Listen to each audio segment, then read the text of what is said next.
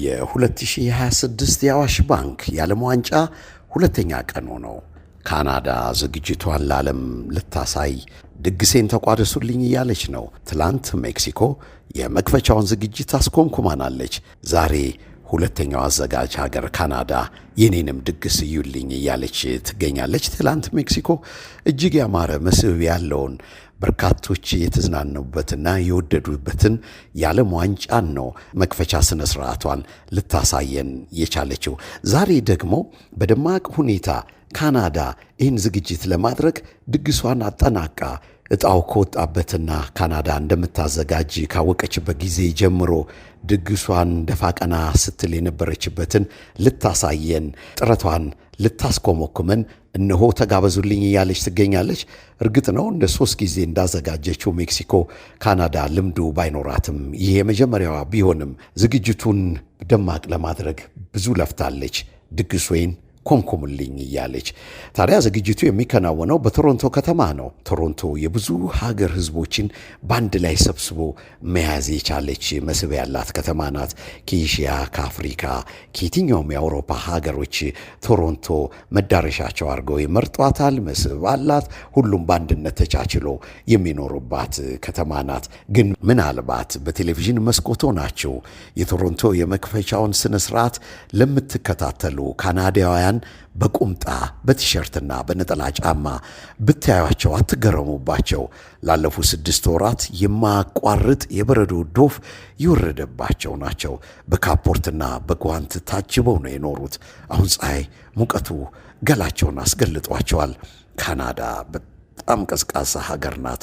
ከ8 ወር በላይ ብርዱ በረዶ ልዩ ነው። እንዲያውም በአንድ ወቅት የማከብረው ወንድሜ አርቲስት ይርዳው ጤናው የስቱዲዮ እንግዳዬ ነበርና እንደው ባለህ የካናዳ ቆይታ ምን ትውስታ አለህ ብዬ ጠይቄው ነበርና ይርድሽ ምንድን ነው ያለን? ካናዳ አንድ ጊዜ ወጣሁ አለ። ጉዳይ ገጥሞት ከቤት ወጣ። ሲወጣ በረዶዋን እንዳልነበረ ገለጸልን። ግን ደግሞ ጉዳዩን ከውኖ ተመልሶ ሲመጣ ኃይለኛ በረዶ ጥሎ ግግር፣ ኩይሳ፣ ጎጆ የሚያክል በረዶችን እዚህም እዛም ከምሯቸው ነበር።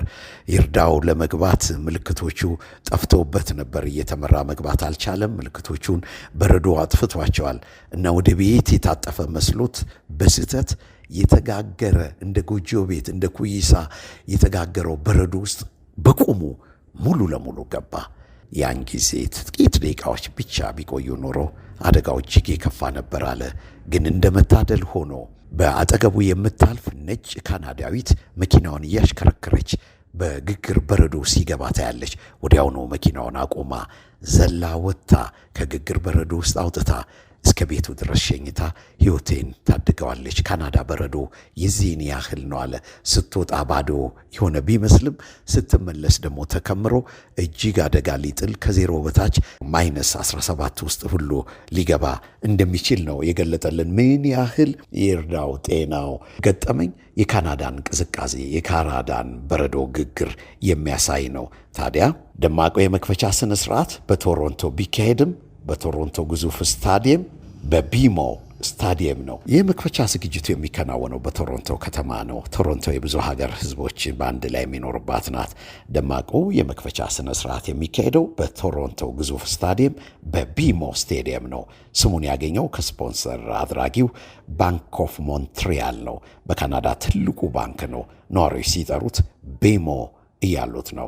በነገራችን ላይ በፊፋ ህግ መሰረት በኮርፖሬት ስፖንሰር የተደረጉ ስሞችን ስለሚከለክል የዓለም ዋንጫ እስኪጠናቀቅ ድረስ ቶሮንቶ ስታዲየም ተብሎ ይጠራል። የካናዳ ብሔራዊ ቡድን አብዛኛውን ጨዋታ የሚያደርገው በዚህ ስታዲየም ነው። ይህ ስታዲየም እጅግ ውብ ማራኪና ካናዳ አሉኝ ከምትላቸው ስታዲየሞች አንዱ ነው። በተለይም የኦንታሪዮ ሐይቅ ላይ መሰራቱ ውበቱን ሲያጎላው ከሐይቁ የሚነሳው እርጥበት ያዘለው አየር ደግሞ በእጅጉ ዋው የሚያስብል ነው። እንግዲህ በዚህ ውብ ስታዲየም የካናዳና ቦስኒያ ጨዋታ ከመጀመሩ 1 ሰዓት ከ30 በፊት ከ90 ደቂቃዎች በፊት ደማቅ የመክፈቻ ሴሬሞኒ ዝግጅት ይደረጋል ተብሎ እየተጠበቀ ይገኛል። በመክፈቻው ላይ ታዋቂ አርቲስቶች ኪዊን ኦፍ አልትሮክ የአልትሮኳ ንግስት አላኒስ አለች፣ አሌሲያ፣ ጄሲ ሬዝ እና ሚሼልም ይገኙበታል።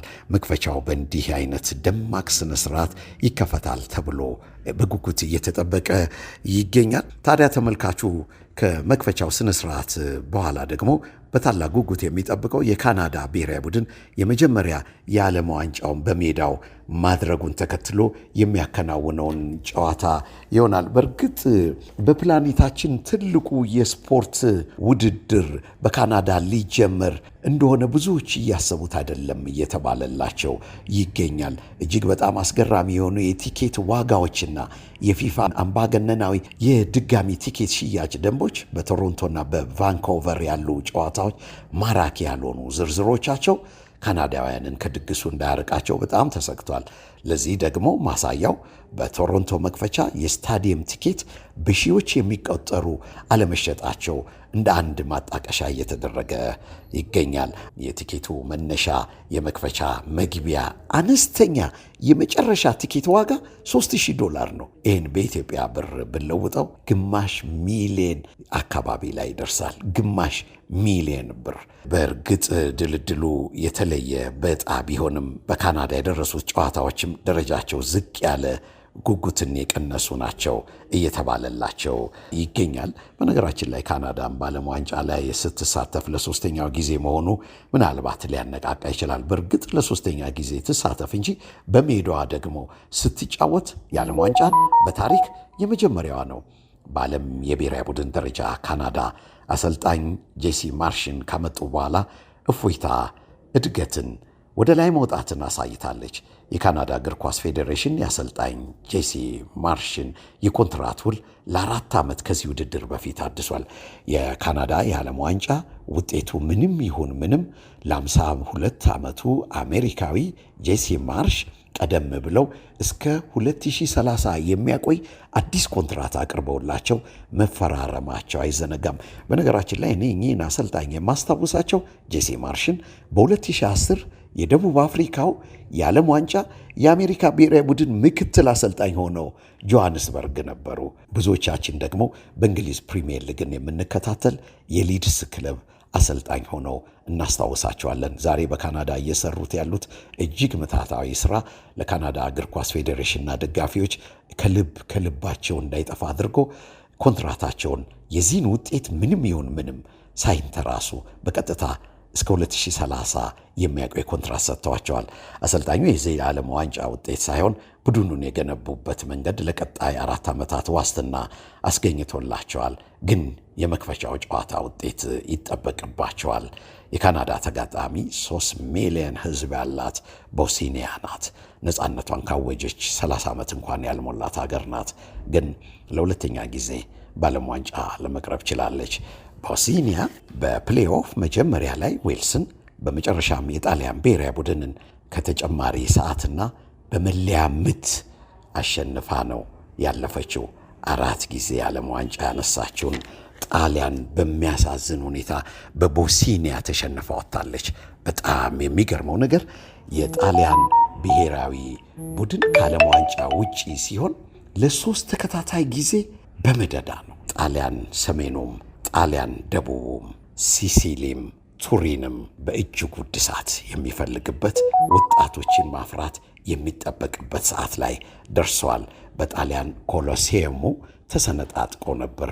ይሄ የቄሳር መቀመጫ ኮሎሴየም የተሰነጣጠቀው ቦታ አሁን በትኩስ ሲሚንቶ ተለስኖ ቀለም ተቀብቶ የቄሳርን መንፈስና መምጣት ይጠባበቃል።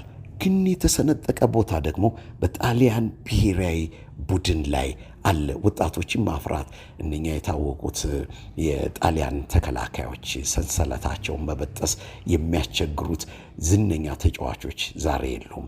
ኮሎሴየሙ ታድሷል። ግን የጣሊያን ብሔራዊ ቡድንም እንደዚሁ በእጅጉ ሰሜኑም ደቡቡም መታደስና ወጣትን ማፍራት ይጠበቅበታል። አብዛኛው አሜሪካን ቦስኒያን አያውቁም። አሁን ግን መላው ዓለም ያውቃታል።